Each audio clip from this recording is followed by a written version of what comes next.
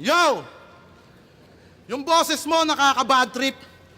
Sakto sa estilo mo na gamit na para kumonekta lang sa crowd si Ate Nenya Sandehas, ginawa niya pang kabit ni Arik.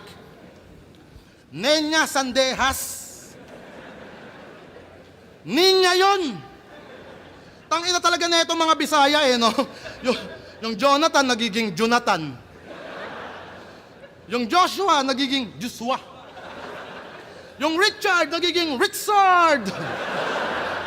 Pucha ang kulit. Nagtutunog pilit. Mga putang ina nyo, nakakasira kayo ng birth certificate.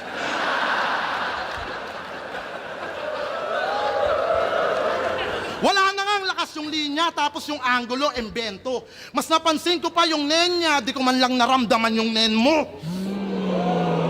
At napapansin nyo... Nen, ito yung yung sa Hunter x Hunter. Yun yung parang power scaling nila, yung nen or yung aura. Yun yung ginagamit nila para sa mga abilities nila. Galing, ganda ng wordplay na yun, nen niya. Yung inilalight niya pa rin dito yung pagiging Bisaya ni Ban, no? Yung mga accent niya. Kagaya nung umpisa niya nung round 2, yun.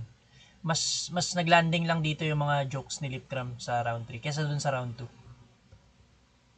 Nen niya, di ko man